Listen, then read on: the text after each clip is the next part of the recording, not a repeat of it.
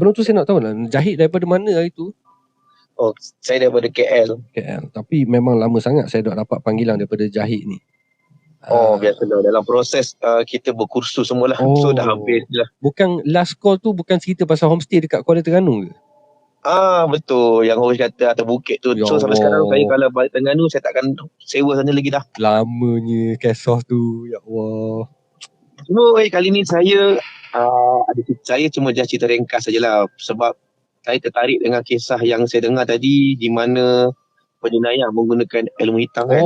Okey. Tapi sebelum tu Jahid, sebelum tu saya nak tahulah, kisah yang Jahid nak cerita ni, kisah ni berlaku pada tahun bila Jahid? Okey, yang pertama ni kawan saya memang satu bilik dengan saya tahun 2000 dulu. 2000 dulu, okey. Lepas tu yang kedua ni kisah yang sekarang lah, yang keluarga saya kena lah. 2026? 2020, dalam tahun 2000 lah, 2023, 2024 tu lah. Okey, baik, 2024 lah. Maknanya untuk pada malam ni kira ada dua kisah sihir. 2024, maaf. 2004, okey, sorry. Okey, 2004 dan malam ni kiranya ada dua kisah yang ringkas. Ringkas lah, saya cerita ringkas sebab saya tak boleh cerita secara lebih-lebih. Saya takut nanti benda tu masih mengganggu saya, sebab setiap kali saya cerita benda ni memang saya akan ada kena gangguan. Just saya ringkas sajalah. Okey, baik, kita cuba dengar yang cerita pasal kawan tahun 2000 dulu. Okeylah, kawan saya ni, kejadian ni pada tahun 2004 dulu. 2004? Di mana 2004 kawan saya ni, kawan saya ni orang Terengganu lah. Dan dia ni saya panggil nama gelaran lah, bukan nama sebenar. Nama dia saya panggil sebagai Hafiz. Hafiz ni kami berkursus sama-sama dalam satu bilik. Jadi dia ni seorang yang melatah sebenarnya. Jadi bila seorang melatah ni, kita dalam tentera ni agak pelik lah kan. Sebab kalau melatah ni selalunya takkan dapat. Betul. Tapi dia punya melatah ni macam gurauan oleh jurulatih lah. Pegawai jurulatih, semua kacau dia. Jadi dia ni menjadi satu hiburan untuk di tempat latihan lah. Sebab dalam keadaan penat-penat, dia akan dipanggil, mana Hafiz Ganu, panggil kan. Jadi saya pun dah bilik dengan dia, saya pun layan lah. Cuma apa yang saya tengok, kawan-kawan semua orang jurulatih, peruntuk khusus yang mengenali dia dalam khusus akan menganggap dia ni seorang yang kelakar lah sebenarnya. Tapi apa yang saya nampak semasa saya dalam bilik, dia ni sebenarnya seorang yang agak baik. Maksud baik tu, dia akan tak ada macam nak merapu. Dia akan duduk bilik. Waktu rehat, dia akan waktu solat. Dia akan waktu study, dia akan study semua. Kalau dia nak kena buat kerja, kemas pakaian dia buat. Tak ada apa yang kita rasa macam dia ni seorang yang suka macam melawak, buat kecoh-kecoh kan.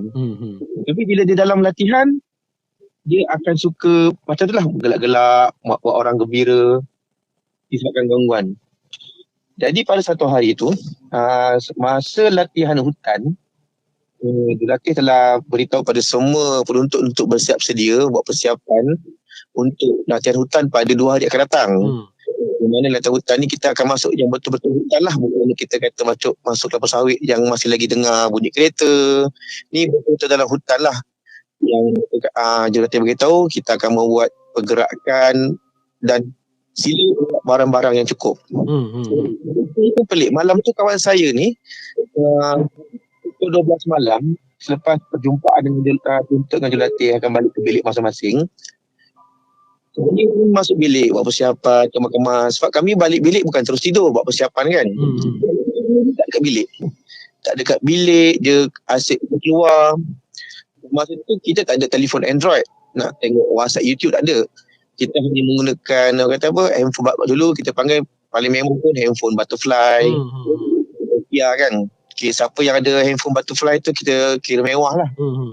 Jadi masa tu dia hanya ada handphone biasa saja.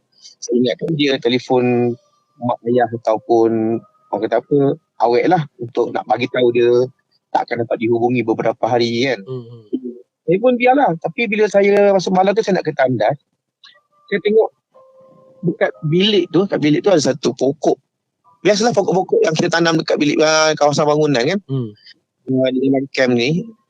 Jadi saya tengok tiba-tiba dia ada di bawah pokok tu. Dan dia tengah bergayut, bercakap dengan mak ayah ataupun mak ayah dia kan.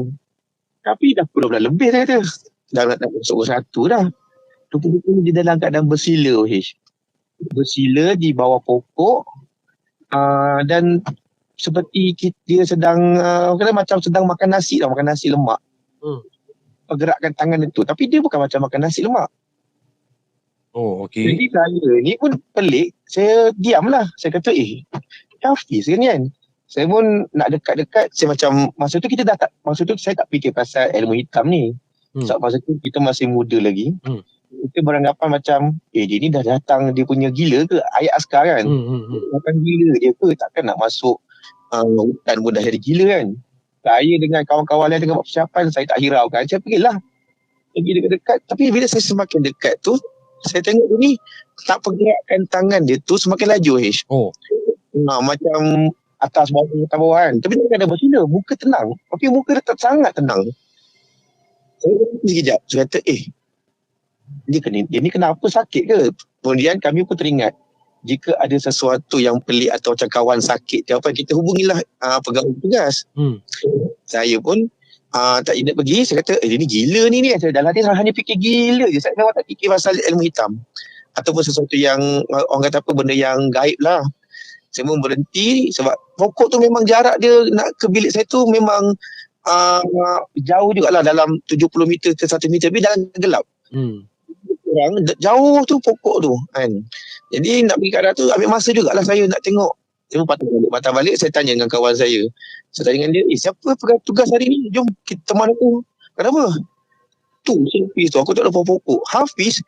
Jom, aku tengok jap. Dia pun tengok, dia pun tak berani dia pergi. Dia ni gila ke? Dia ni dah tak betul ni. Kami panggil lah pegang tugas. Sampai pegang tugas pun datang, kata apa berlaku, kami tunjuklah Hafiz tu. Tapi kali ni Hafiz tu bukan dalam keadaan yang tangan bergerak. Dia jadi dalam keadaan yang diam saja. Dia bukan bersila. Dia hanya berdiri tegak menghadap pokok. Diam saja. Dah masa ni barulah pegawai tugas panggil daripada kami. Dia suruh kami ramai-ramai baca apa yang patut. Dia pun beranikan diri. Tapi kami ramai-ramai gerak ni. Dia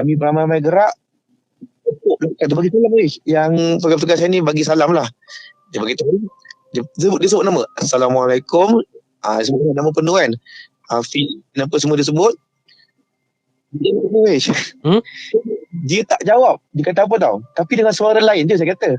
Dia kata, engkau siapa? Dia kata. Masya Allah.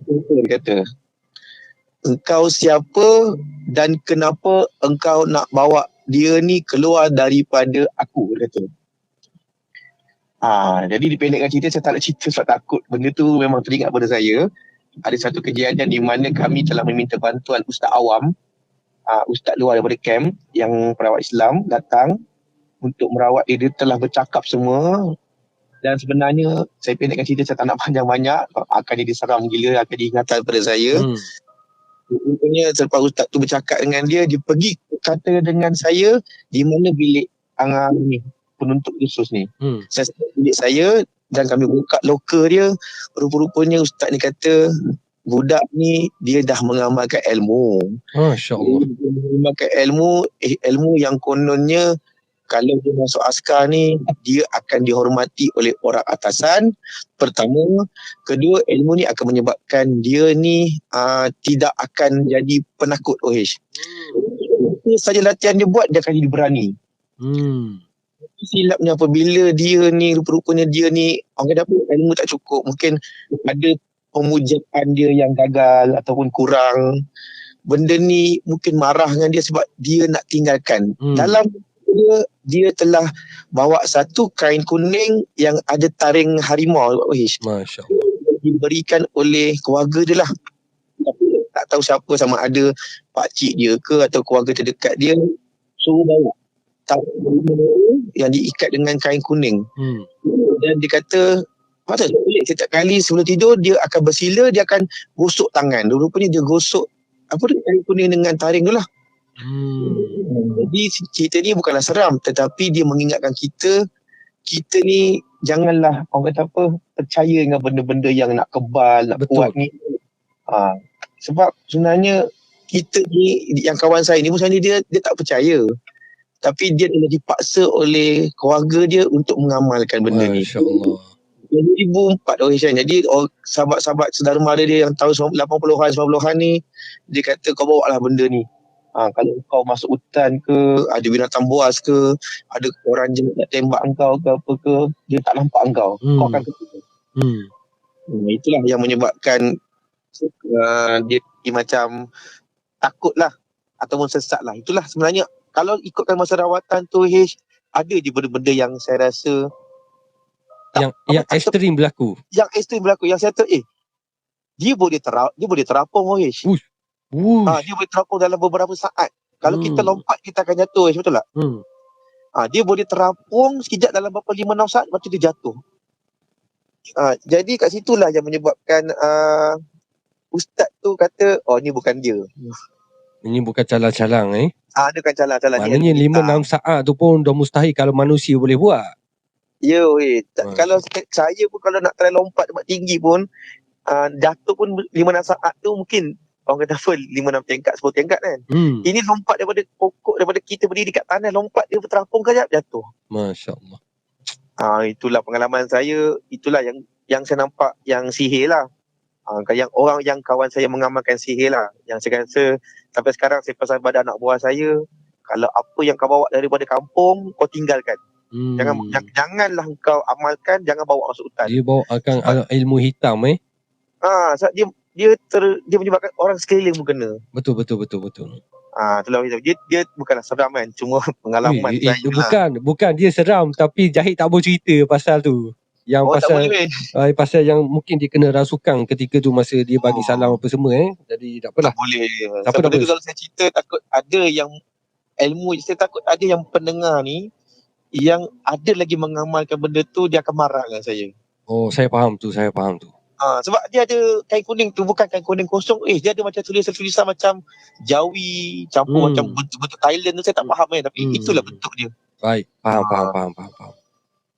Itu yang pertama lah. Yang kedua adalah kisah saya dengan isteri saya ni lah. Okey. Bila saya kahwin dengan isteri saya ni, kemudian saya berkahwin, saya duduk di Putrajaya. Duduk di kawasan kuartus kerajaan lah masa tu.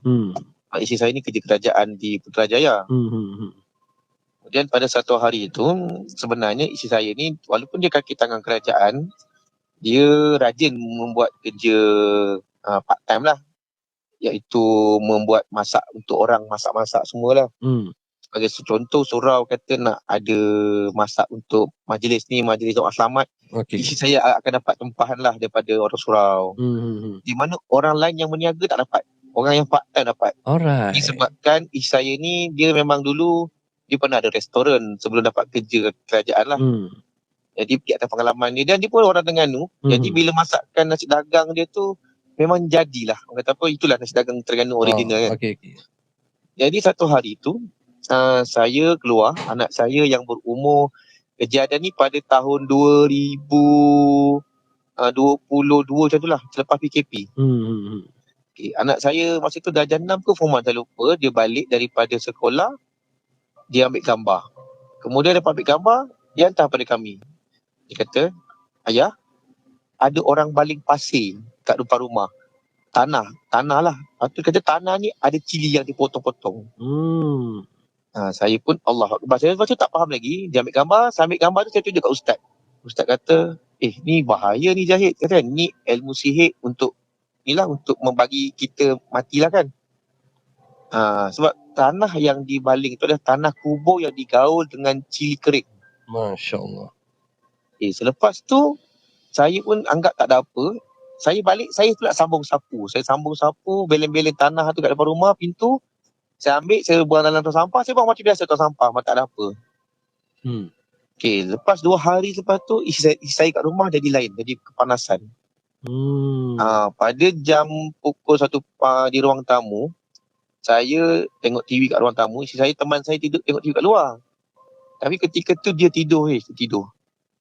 Dia tidur kat ruang tamu. Saya tengok TV, tengok bola masa tu zaman EPL kan. Tengok Manchester, Liverpool semua tu. Tiba-tiba pukul 12 lebih tu, dia dalam keadaan tidur. Dia bangun. Dah bangun, bersila, dia membuat gaya sembahyang orang Siam Thailand, Astaghfirullahalazim. Dia tak sedar. Saya terkejut. Dia bersila sebelah saya, dia dalam keadaan bersila dan dia cakap bahasa Siam Thailand. Dan isi saya ni orang Terengganu. Jadi saya kata saya tak pernah dengar dia cakap bahasa Siam. Jadi dia pun membuat bacaan dan tangan dia tu sebiji cara orang Sami Siam sembahyang. Saya masa tu memang dalam keadaan yang terkejut. Tapi sebabkan anak-anak saya kat bilik tengah tidur kat dalam bilik, saya kat ruang tamu, saya tak nak jadi kecoh. Saya pun hanya beranikan diri. Pertama saya baca surah kursi lah. Saya baca surah kursi sepatah-sepatah. Sebab ustaz cakap jangan terlalu laju. Itu yang saya ingat lah. Sepatah dengan terang. Kemudian saya azan dekat telinga kanan dia. Dan semasa saya azan tu lah, kepala dia ni dalam keadaan mata tertutup, dia memandang saya. Masya Allah. Tapi tangan dia tengah dalam keadaan semayang tu, bersila tu. Dia pandang saya, dia macam marah. Saya azan sampai habis. Kemudian belah kiri telinga dia saya komat pula. Dan masa komat yang terakhir tu lah, tiba-tiba dia muntah. Dia muntah keluar satu muntah berwarna kuning, beserta dengan rambut dan juga kotoran tau. Dan bau dia sangat busuk. Dan lepas saya dah lepas saya muntah tu, isi saya dalam keadaan separuh sedar, saya bagi dia minum air, saya kata dengan dia, sayang, tadi saya sedar tak apa saya buat? Dia kata dia tak sedar. Yang dia kata, saya sakit tekak, saya sakit kepala. Dia kata, apa yang berlaku pada saya? Dia kata. Lepas tu saya tengok dia, sayang, awak sebenarnya pandai cakap Thailand tak? Dia kata, abang jangan merapu kan. Saya mana ada pandai cakap Thailand kan. Dia ni orang Terengganu je kan. Dia kata orang Malaysia je. Jadi itulah yang saya nampak pada hari tersebut. Malam tu saya pun biarkan, saya tak dijumpa ustaz lagi, saya tu tak ada rawatan. Esoknya anak saya pula dia bawa kawan dia. Kami dah pergi kerja, anak saya balik sekolah pada tengah hari, sekolah kebangsaan. Dia rumah saya kuartus tu di tingkat 7. Jadi apabila saya dengan isteri saya bekerja, anak saya perempuan ni umur masa tu darjah 4 tahun, darjah 4, darjah 5, dia bawa kawan dia masuk ke rumah saya. Kawan dia tu baru nak masuk rumah, baru masuk pintu, menjerit kawan sebaya dengan dia, darjah 4, darjah 5 tu, umur 11 tahun tu. Dia menjerit, dia terus menggigil, berlari, terus turun tangga tanpa lift. Turun sampai dekat bawah. Berlari, budak 11 tahun. Yang kawan, yang anak saya ni terkejut, dia kejarlah ke bawah. Dia kata, kau kenapa? Sampai kat bawah, dia menangis. Dia kata, aku nampak budak perempuan rambut panjang ke lantai di hujung di penjuru rumah memandang aku. Aku takut, aku lari, kata dia. Dia nak kejar aku. Masya Allah. Jadi anak saya kata, mana ada, kan rumah tu aku je ada dengan kakak aku, kata dia. Mana ada? Dia kata, ya aku nampak. Ada perempuan kecil rambut panjang, dia duduk kat penjuru. Itu yang pertama. Yang kedua dan malam tu pula, lepas saya balik kerja, anak saya tak cerita lagi. Malam tu pula isi saya lagi sekali jadi kerasukan. Malam tu sebab sebagai seorang suami, apabila masuk bilik dia dah tidur, saya pun masuk bilik, ciumlah dia punya dahi, nak cakap Assalamualaikum dan nak tidur. Sebab saya masuk bilik lepas masuk lewat lah. Tapi apabila saya nak mengucup dahi dia tu, dia dalam keadaan mata tertutup, dia kata, kau siapa ni pegang muka aku ni? Kau jangan pegang muka aku yang cantik ni. Saya kata, siapa pula ni kan? Tapi dalam keadaan mata yang tertutup, mata dia tertutup, dia masih lagi marah saya. Dia kata, kau jangan pegang. Tapi suara dia bukan suara isteri saya, suara macam garau. Saya kata, sudah. Kau lagi cerita kan? Siapa pula ni? Lepas tu dia marah saya. Saya dari sekali lah, saya hanya yang saya amalkan itulah surah kursi saja. Bila saya surah kursi, dia bangun, dia marah. Dia nak terjun tingkap 7 tu. Bella tingkap bilik saya tu ada grill Dia pergi kat tingkap tu, dia menjerit pada pukul 12 malam tu dia jerit. Aku nak jumpa dia. Dia tunjuk dekat luar tu. Aku nak ikut dia. Kau jangan kacau aku. Allah, saya rasa ada yang lawaknya. Saya risau kalau dia jalan kata bergaduh lagi lelaki bini ni. Bukan gaduh lelaki bini Memang benda tu gangguan. Allah. Sebenarnya itulah yang orang salah faham. Jiran ada ramai yang dah faham. Itulah yang saya kata sihir ni sangat berbahaya disebabkan hasad dengki, disebabkan ada sifat yang iri hati. Dia menghantar sihir kepada isteri saya ni pertama supaya tidak meneruskan perniagaan, mungkin dendam. Itulah antara ni lah nanti kalau ada masa saya ada masa saya nak cerita yang detail tentang yang saya pernah cerita dengan pada janji dengan Wish dulu, yang kisah yang kalau Wish tahu dulu ada kisah Mak Komando, ingat tak dulu?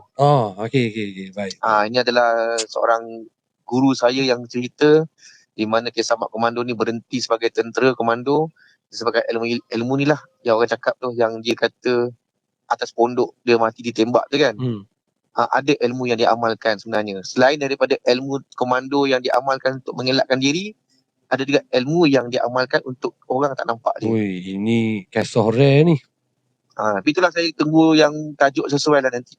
Tapi itu boleh juga ada dalam ini kisah apa? Kitab hitam ni. Kitab hitam ni dia bukan sihir saja, dia juga termasuk dalam ilmu-ilmu hitam. Ilmu-ilmu yang sama dengan tu lah. Tapi tak apalah.